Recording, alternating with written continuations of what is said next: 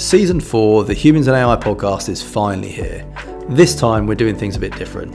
We're still chatting with incredible founders and leaders shaping AI, HPC and GPU infrastructure, but with a sharper focus on today. The roles they're in, the challenges they're facing, what's actually working and what's not. It's real, it's current, it's straight from the people building the AI ecosystem. Can't wait for you guys to hear it. Cameron, thanks for coming. Really good to see you. We've been talking about you coming now for a little while, so it's good to get you actually in the studio.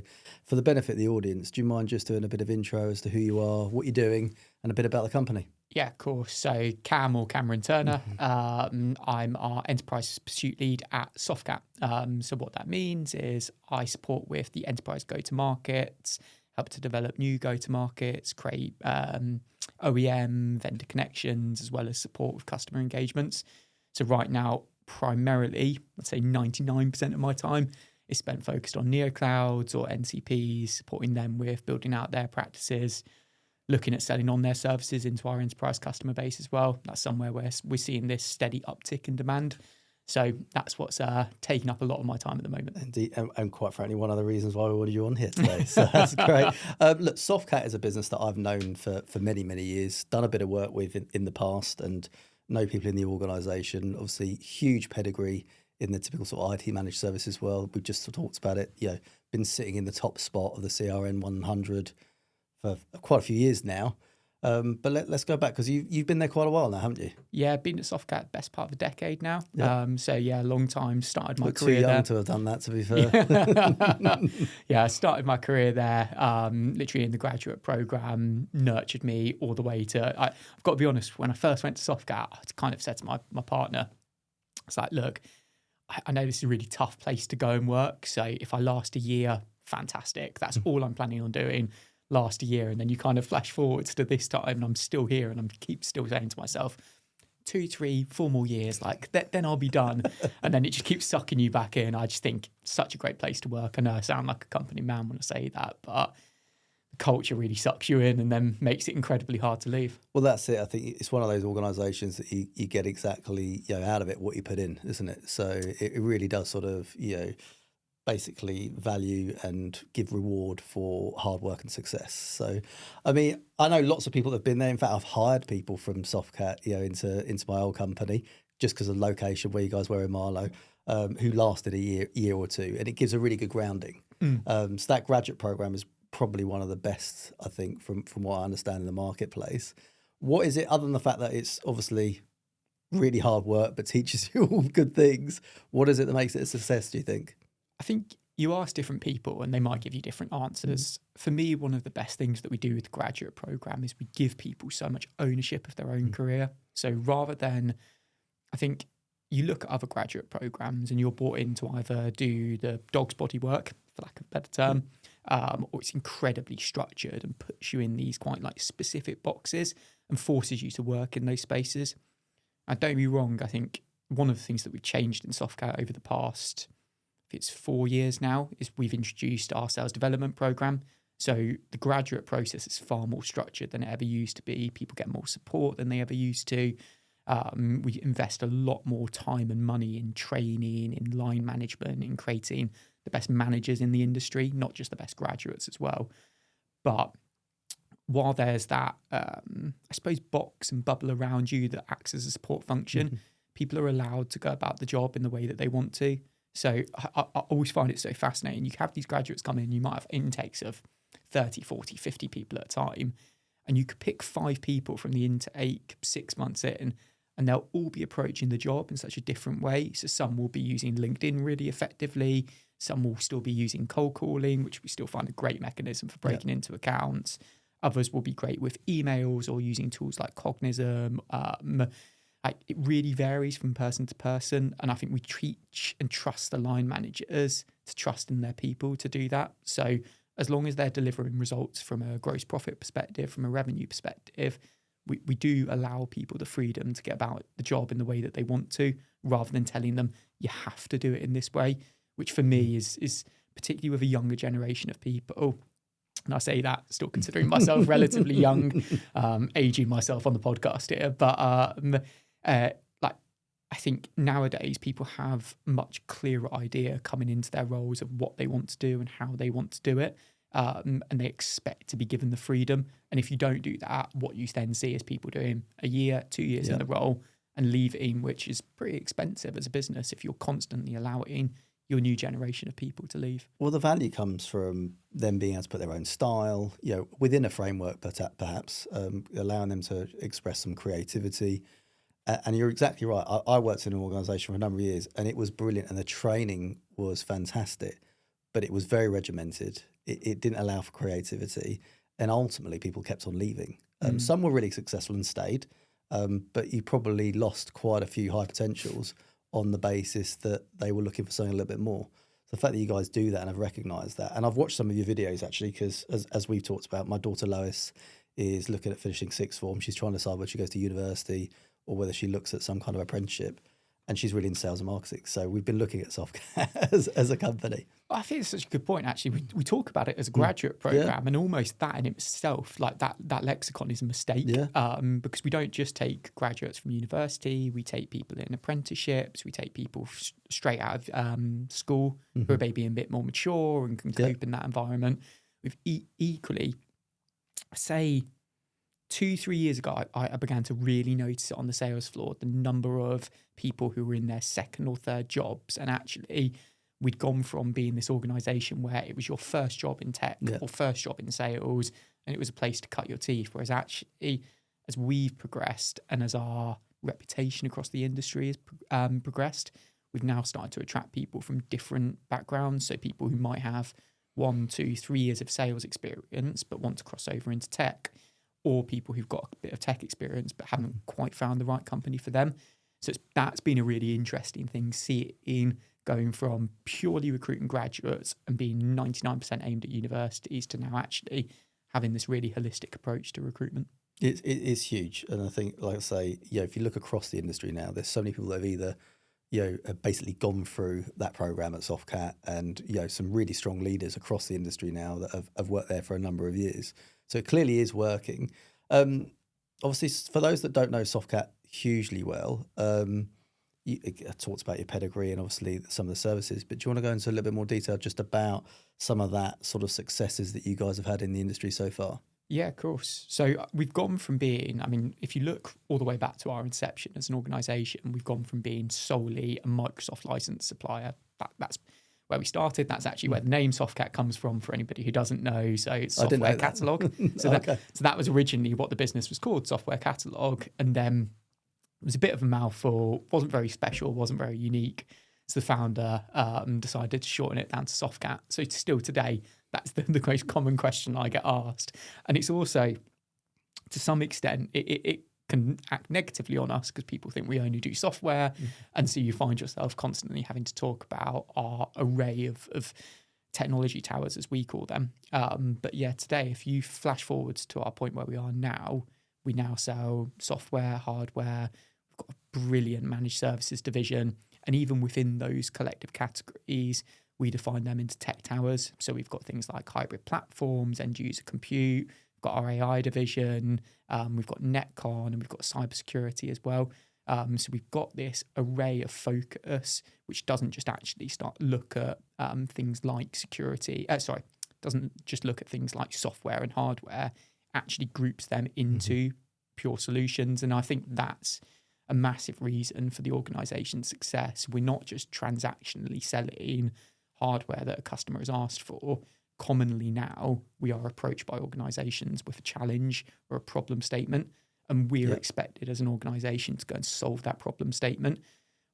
I would say that's one of the biggest transitions that we've seen in 10, 15 years. When I started, it was very much an organization would come to you and say, I need a server. Yeah. And I remember they gave us this A3 piece of paper that sat on your desks because the techies got so annoyed with salespeople like myself going, my customer wants a server. And they would go, yeah, but what do you want? What exactly is it?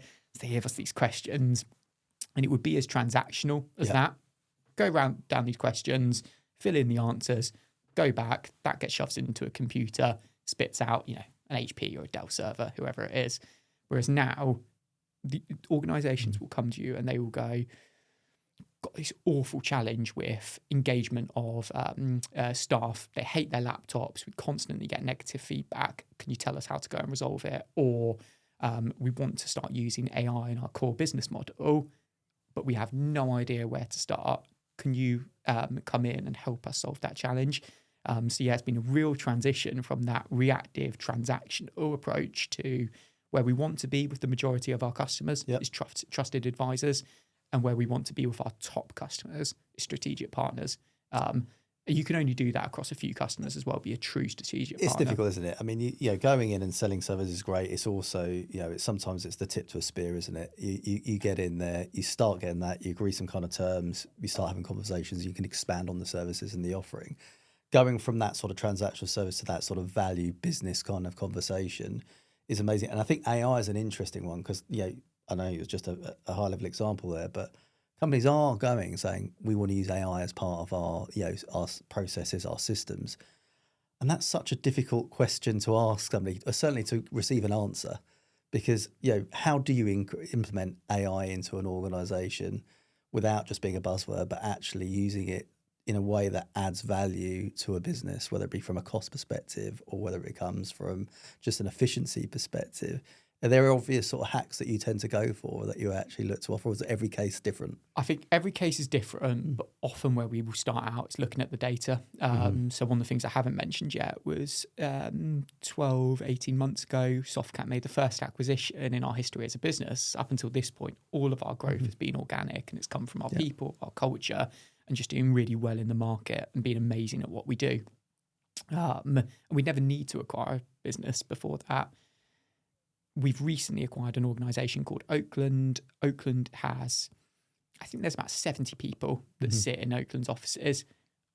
Almost all of their organisation are data experts. They're data analysts. They're not like salespeople.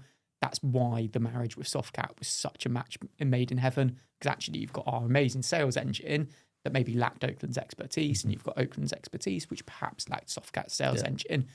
And we knew them well already. They were already doing professional services for our own estate, and we were already partnered with them to sell them into our other organisations. So we knew them incredibly well already, and it just made so much sense. But yeah, that's the type of thing that we've done in order to increase our expertise on data, because actually you can build the greatest infrastructure on the planet, you can have these amazing ideas, but if your back-end data isn't absolutely spot on, if you can't use it as part of a large language model, if you can't inference effectively from that data, like it all falls apart. You get rubbish, you put rubbish in, you get rubbish out. It's the same as it's always been in technology. It's just now with AI. And because I think what we're seeing is some other sort of traditional managed service providers, really their version of AI is just implementing Copilot or something. So it's good to see, obviously, that you guys have gone that much further. And to be fair, a lot of the NeoClouds are talking about data. And that's some of the bigger issues there. And actually, how much data is going missing and not being utilised is an ongoing problem that's constantly trying to be solved. So obviously, you've got that tenure. You've got your new role. You're focusing on building out the market within the NeoCloud space. Do you want to talk a little bit more about that? Yeah, so I think the NeoCloud space is a market that, if we're going to put our hands up completely, 18 months ago, most people in our business were really unaware of. I think for many out there, it's been this incredible market that is seemingly come out of nowhere. And I think that's a misnomer in itself, because it hasn't. If you look, actually, it's evolved out of organizations like AWS and Azure. But we really had no clue. And we've been very much focused on either on-premise high-performance compute for organizations that could afford it, or we've been focused on working with public cloud providers like AWS and Azure, are massive partners of ours, and we do some brilliant work with them. And I'd say 18 months ago, I think it came from NVIDIA. They were the ones that said, look, there's these organizations and they're super interesting. They're doing something a little bit different. We're incredibly excited about them.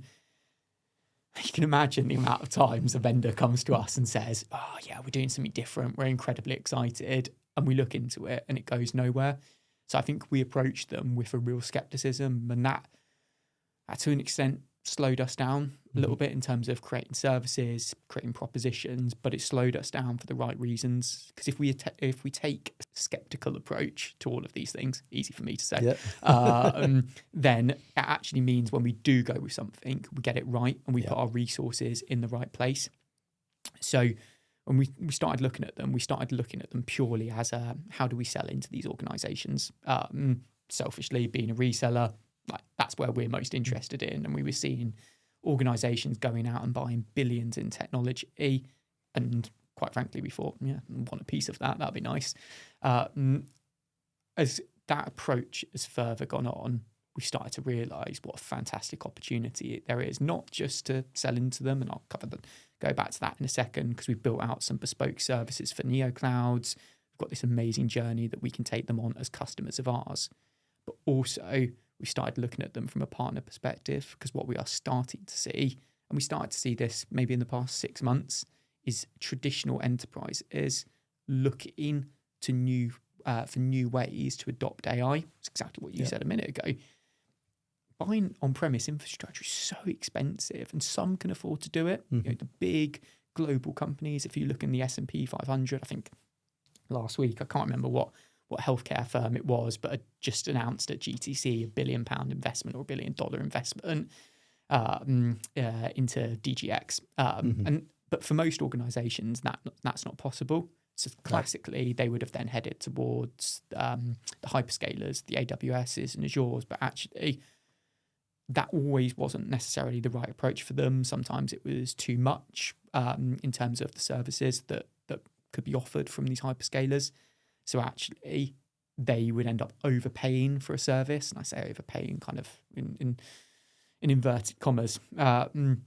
So we're really excited about them from that perspective, because actually it provides this middle ground between owning your own infrastructure all the way through to the hyperscalers. And we're starting to see adoption of their services beginning to take off. If I go back to the services that we can offer NeoCloud organizations, we've got a collection of brilliant managed services for kind of after sales once the kit is deployed and on site, as well as some implementation services that we can offer, and even all the way down to going in with a partner and looking at whether sites are ready to adopt a data center that's ready for high performance compute.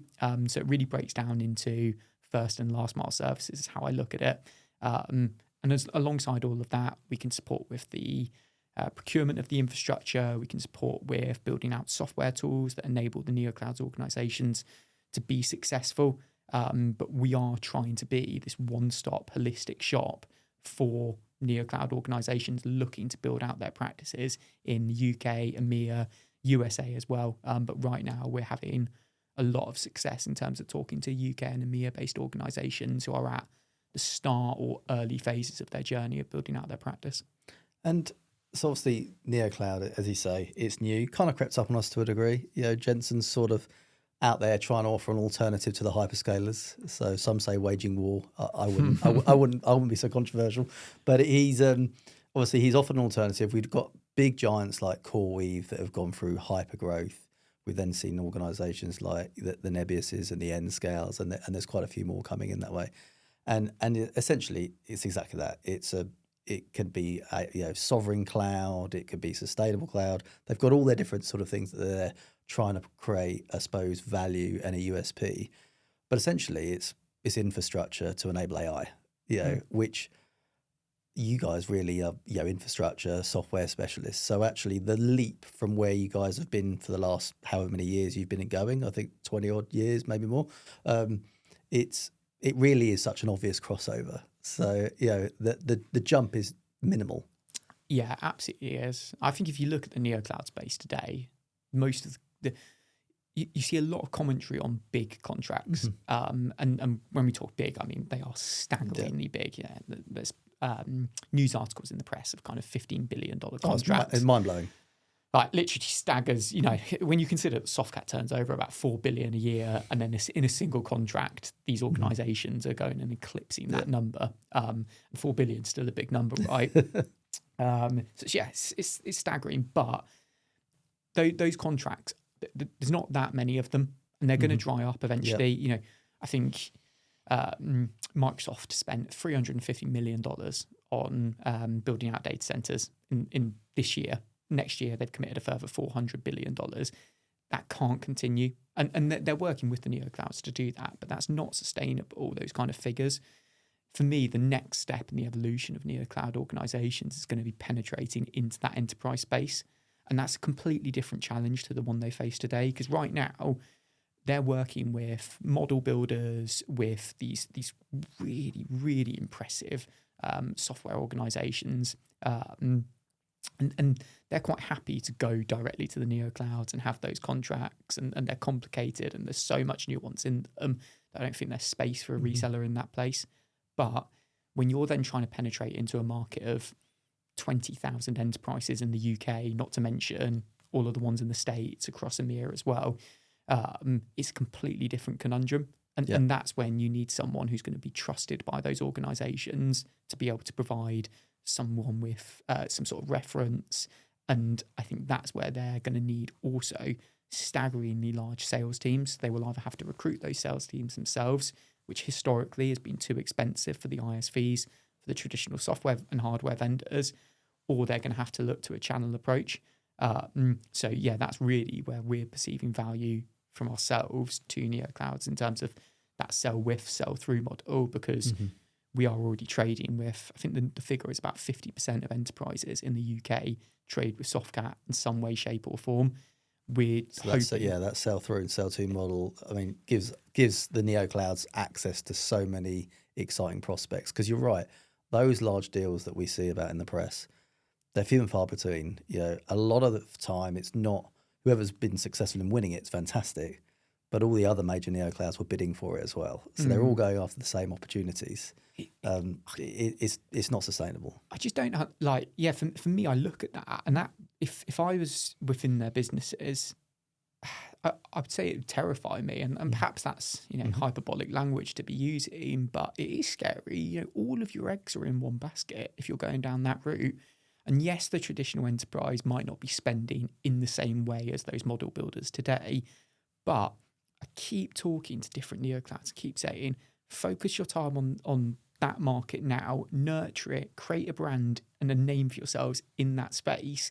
And in the next 5-10 years, that's going to be when it pays dividends. Now, the problem, I suppose, with that is a lot of these organizations have taken external investments. They can't wait 5 or 10 years. That's too long. But for those that are just coming into inception today, that's where we're finding that conversation's going so well, because we can help structure their very business model from the start. So we're not just working here. And it goes back to what I was saying to you earlier, people bringing us problem statements. It's the exact same thing is happening with NeoClouds. We're speaking to organizations of 10, 15 people, and they're coming to us initially with, can you help us procure this compute or that GPU or whatever it is? And often our salespeople will then push back and go, well, why is that? And we'll start to really draw down into their business model. And that's where we're creating these fantastic connections, where we're helping to drive who it is they're looking at, helping them to pick the right vertical, helping them to pick the right technology that supports that vertical as well, because every single one's different. So if you're going after an organization that's more security conscious, helping make sure that actually all of their marketing, all of their collateral is supported by an underlying infrastructure that is ultimately the most secure in the market, and really building everything with them from that way.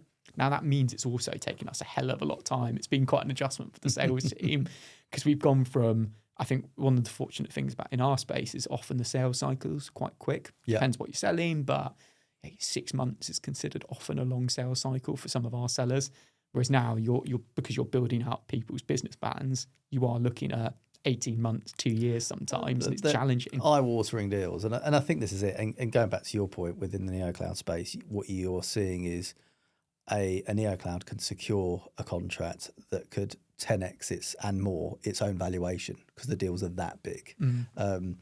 But you are right, it is going to change, and towards enterprise opportunities, there's a degree of on-demand, but on-demand obviously has its own risks, but obviously it gets great exposure.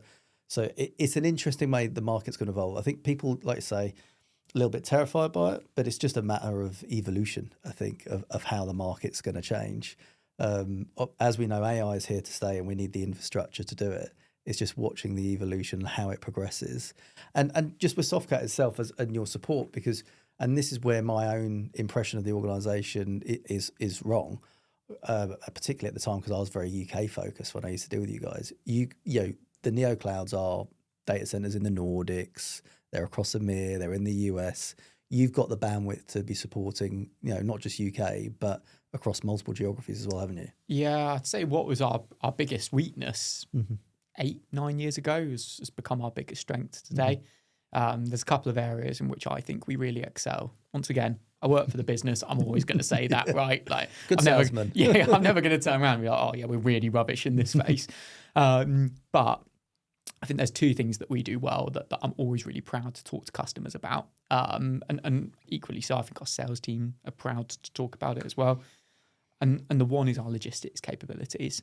So we've been working with a number of multinational organizations up until this point today to provide high performance compute for different functions, not just AI. There are obviously businesses using high performance compute for a variety of things like quantitative research or medical research, healthcare, etc. We've helped these organizations to deliver into some of the most weird and wonderful parts of the world, and we've done it in incredible ways. Like, I was with one of my colleagues, I can't remember how many weeks ago it was now, and he was saying about how he'd been to visit a data center, and we were just about to deliver quite a large project for them, and he'd taken a tape measure with him to see this data center. He's an absolute, like, loves attention to detail. Yeah. Which is a great person to have around. Clearly you a for future reference. Yeah, proper perfectionist. And he knew the heights of the racks that we were putting in, and he went to this data center. He goes, that door looks a little bit small. He takes out a tape measure and he measures it, and nobody has measured the height of the door that we're putting the rack through, and it's about 50 centimeters too small. So he calls it out, and luckily this is 2 weeks before the kit's due to be delivered. And calls it out, and on the same day, they'd cut a hole in the door to expand its reach so they could fit these racks through. But you look at what happens if we don't do stuff like that.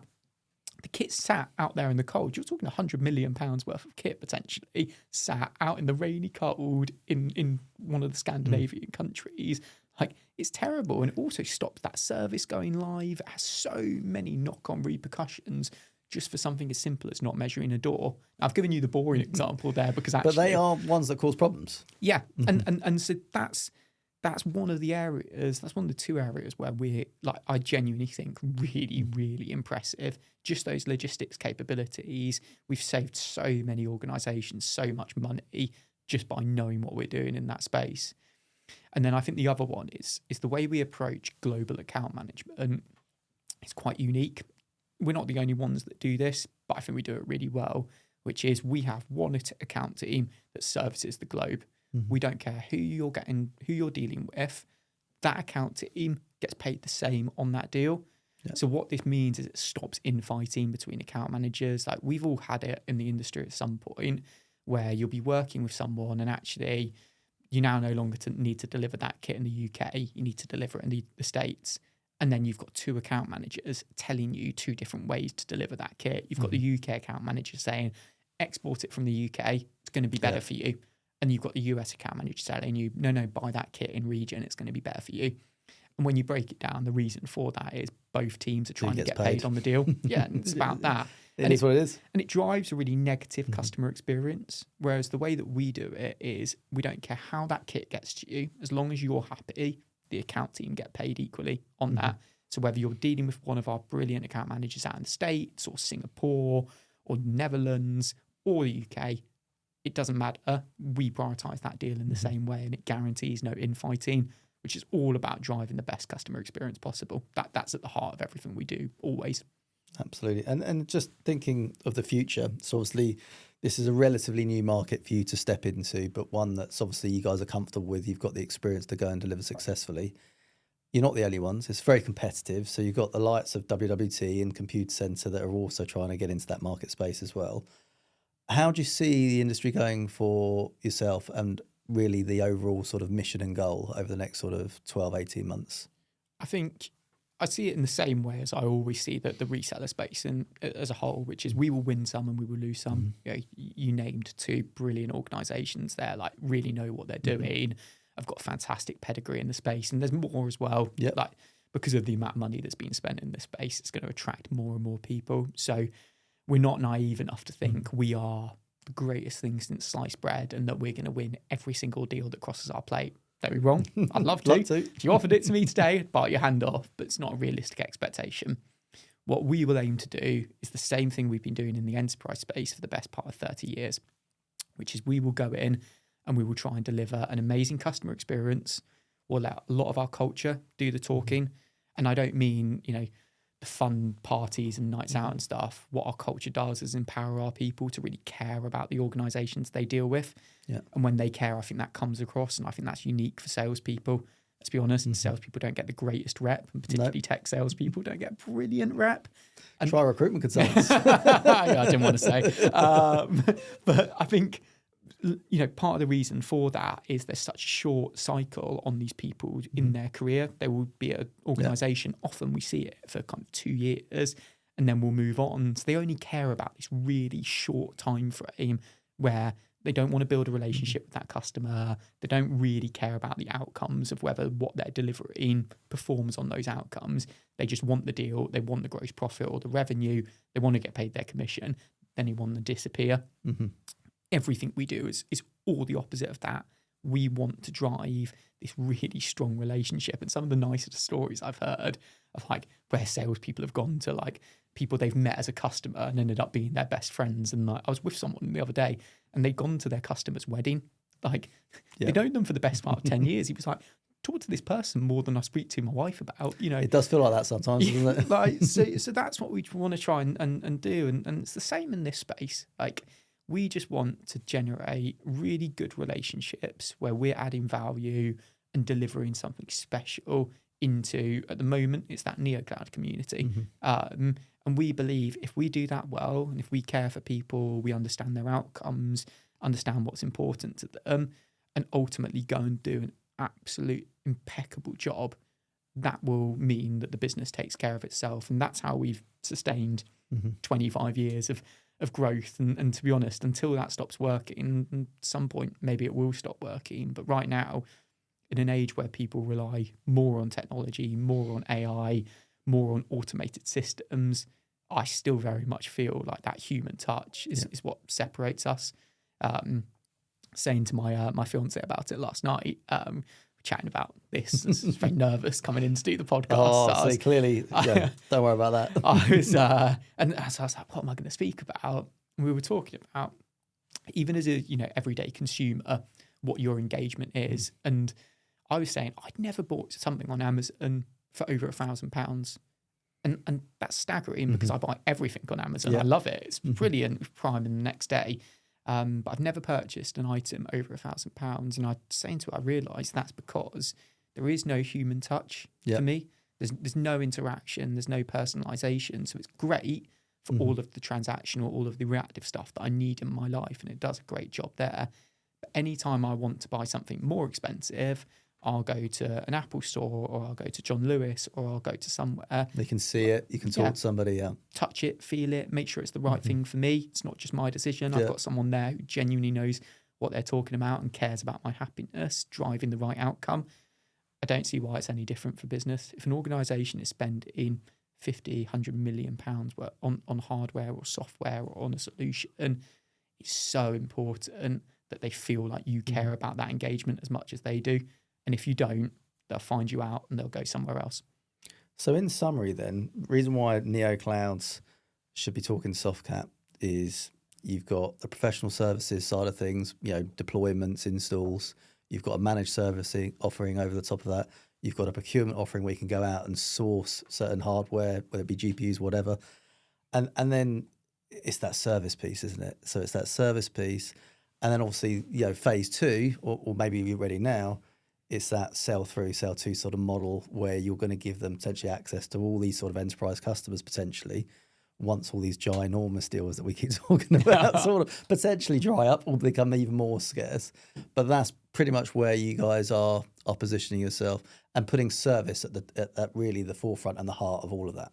Yeah, always is. And that phase 2 is already live. So we're already working with one organisation, but definitely room for multiple others. I think that's somewhere where we will look to expand to a limited point of view, but we are starting to see that enterprise demand starting to trickle through, and it's often in POC environments. They're starting to test. That's what's getting me really excited, because the testing's going to lead into acquisition. I was reading, I've started getting into a really old-fashioned habit where I read a physical paper at the weekend. God, I'm sounding boring even for myself here. Before your time now. This is definitely going to get cut. But I was reading the paper, and they were saying that organisations where AI was a core part of what they do, and they publicly talked about that, the valuation of those businesses, I think, had grown by 125%. Whereas organisations where they didn't publicly talk about AI as a core component of their business in the same time period, they had only grown by 25%. Really? This is why companies are so desperate. They're not just doing it because they see the value. They're doing it because their consumers perceive the value. The people investing in their businesses perceive the value. And so it's no longer a choice, not for me, not for any serious CEO. It's now almost an absolute must. But what they also have to do is understand what it's going to deliver. You can't just do what you were talking about at the start, where I phone someone up and go, I want to do AI. And unfortunately, that conversation does still sometimes happen. Yeah. It definitely does happen. Well, look, this has been fantastic. I'm really excited to see what happens with Softcat over the next sort of 18 months, 2 years, and see where you guys are in the market and the successes. So we'll have you back. But this has been really good, and looking forward to, never know, maybe my daughter might be involved as well. So yeah, always room for more people on the graduate scheme, particularly good people who are driven. Brilliant. Well, look, it's been great. Thanks for your time. Yeah, brilliant. Cheers, Nick. Thank you. And that's it for this week's episode of Humans in AI. A huge thanks to my guests for sharing their insights, and to you for tuning in. If you enjoyed the conversation, don't forget to hit follow, share it with someone in your network, and let me know what you think. There's plenty more coming this season as we dive deeper into the people, the companies, and the ideas shaping AI right now. See you next time.